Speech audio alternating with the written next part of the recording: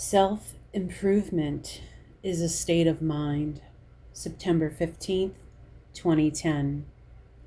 I prefer to read nonfiction books, mostly in the self-improvement genre. From weight loss to personal finance to psychology, my personal library has been filled at times. I've dabbled in autobiographies and read most of the former child star recovering addict books that hit the shelves throughout 2009. In my quest to heal myself and get on with my purpose in life, I have renewed my interest in reading some of the inspiring and empowering books that will enable me to change my way of thinking. For instance, I just reread Rhonda Byrne's The Secret. I had read it over 2 years ago and even saw the DVD. However, when I read it this time, I paid more attention to the basic principles. I want to start each day a new way by keeping just a few key points in mind. We are all energy and connected to the universe. The law of attraction tells us when we ask and believe, we receive. We must be grateful for everything positive in our life and remind ourselves to attract even more goodness. I am finding it difficult to tackle these simple principles. For so long, and maybe it's just a part of my fabric, I've been negative, depressed, and bogged down with feelings of worthlessness. To pull yourself out of this puddle of quicksand takes enormous mental and emotional strength, and at times I have serious doubts as to whether or not I can accomplish this task. My intention is to live a more joyful and happy life, but I am caught in an emotionally draining situation. I know I can't just take off and run away to the beach by myself to think and reflect. I have to face my reality.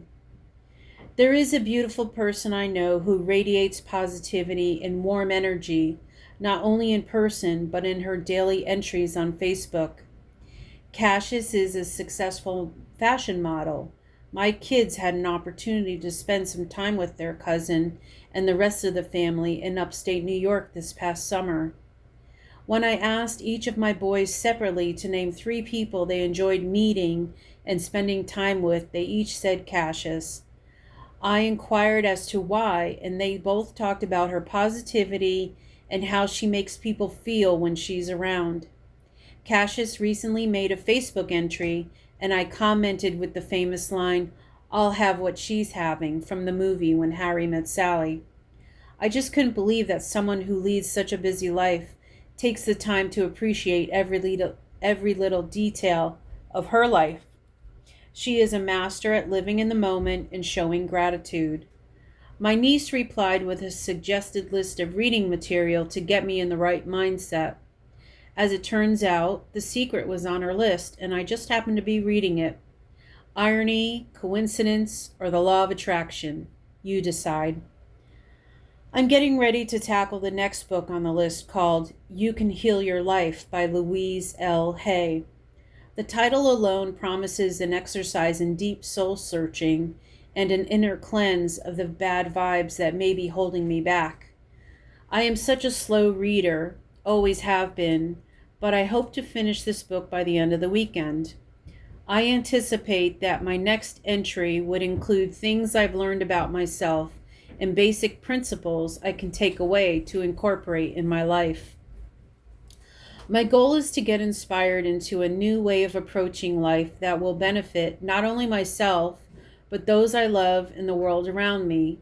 I have an overwhelming need to shed all the crap and sludge in my life that is weighing me down, literally and figuratively, and to reveal a more positive and healthy me.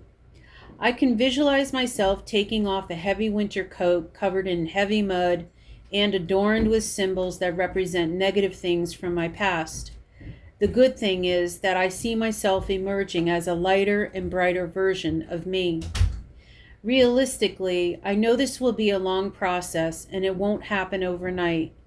But every day is a new beginning, and with every entry or confession that I make in this journal, I am one step closer to being able to live a life of my truth. Shedding the toxins within will not be cured by a 2-week over the counter colon cleanse.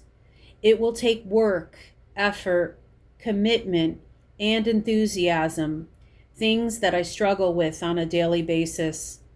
Deep down, I want to do this, and at this point, I'm getting tired of hearing my own excuses. I've got to shit or get off the pot.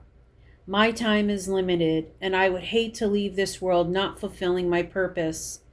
To die now without achieving my goals and to leave so much untapped creativity on the table would be a sin.